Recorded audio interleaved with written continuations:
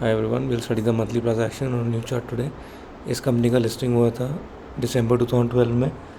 वहाँ से एक वन वे सेलिंग आया था। एक वन वे सेलिंग होके इसने अराउंड 400 के लेवल्स पे पहली बार सपोर्ट लिया था। एंड फिर जो 900 का जोन था, जहाँ पे आईपीओ वाले मंथ जहाँ से सेलिंग स्टार्ट हुआ था, उसी लेवल पे 900 के पास जाके इस पर एक और रेजिस्टेंस आया था। आपको यहाँ पे शैडो दिख रहा होगा। फिर वहाँ से नेक्स्ट मंथ जून 2014 में इसने 900 के लेवल को फाइनली ब्रीच किया एंड उसके ऊपर क्लोजिंग दिया। एंड फिर वहाँ से इसने एक वन वे रैली किया एंड एक ऑल टाइम हाई क्रिएट किया अबाउट 1800 के लेवल्स पे। 1800 के लेवल्स पे एक knew all time high create करने के बाद करेक्शन आया।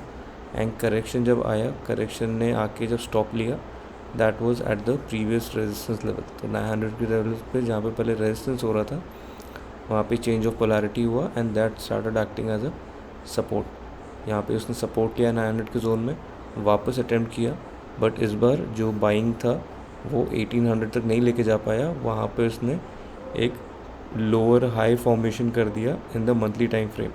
एंड 1720 के पास भी इसने 2 बार अटेम्प्ट करके, बट देन वो रैली फिजल आउट हो गई। एंड देन फाइनली जब सेलिंग आई तो 900 के लेवल पे नहीं रुकी।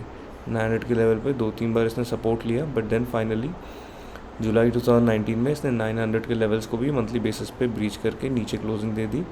एंड फिर फ्रॉम देयर ऑन इसने अपने प्रीवियस जो ऑल टाइम लो था 400 का, उसको भी ब्रीच करके एक न्यू ऑल टाइम लो क्रिएट किया अबाउट 230 लेवल पे। वहाँ पे इसने एक डबल बॉटम जैसा फॉर्मेशन किया एंड ब्रेकआउट दिया, रीटेस्ट किया उस जोन को। डबल बॉटम का जो नेक था उस जोन के पास आके रीटेस्ट किया एंड देन एक असेंडिंग डबल बॉटम जैसा इसने क्रिएशन किया अपना। जो 900 जो इम्पोर्टेंट लेवल था इसका, जो पहले रेजिस्टेंस था, सपोर्ट बना एंड देन वापस वो जब सपोर्ट ब्रीच हुआ, देन ऑब्वियसली वहाँ पे दोबारा रेजिस्टेंस आने के चांसेस है। तो यहाँ पे आपको दिख रहा होगा, यहाँ पे एक बड़ा टाइम फ्रेम में एक असेंडिंग डबल बॉटम जैसा पैटर्न बन के ऊपर जा रहा था। एंड जाने के बाद वही 900 के जोन में आपको दिख रहा होगा नवंबर 23 में वहाँ पे एक स्ट्रॉन्ग सेलिंग आई थी, एक बड़ी शैडो बनी थी। बट देन नेक्स्ट मंथ फिर उस लेवल के ऊपर क्लोजिंग आना स्टार्ट हो गई, एक ब्रेकआउट हुआ। ब्रेकआउट के बाद जहाँ पहले एक बहुत लंबा कंसोलिडेशन का जोन था, ऑलमोस्ट 1 साल का यहाँ पे कंसोलिडेशन का जोन था अराउंड 1265 से लेके 1300 के जोन में, उसी जोन में आके इसने अभी एक सेलिंग एक्सपीरियंस किया है। 1265 के जोन में इसने सेलिंग एक्सपीरियंस करके अभी ये एक डबल बॉटम जैसा पैटर्न बन के ऊपर गया था, वहाँ से फर्स्ट पुल बैक आया है। एंड ये पुल बैक को भी आप देख सकते हो, अब फाइनली यही 900 के जोन के पास आके सपोर्ट दिख रहा है। यहाँ पे बार बार शैडोज़ बन रही हैं। तो अभी लग रहा है कि जो हिस्ट्री में जो सबसे इम्पोर्टेंट इसका जोन है वो 900 ही है।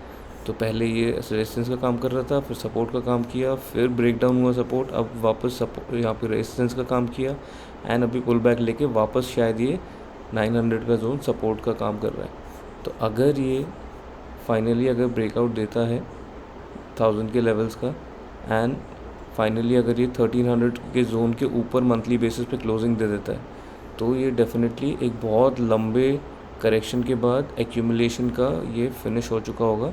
एंड देन एक न्यू अप ट्रेंड और knew all time high creation के लिए ये जा सकता है। Thank you so much for watching.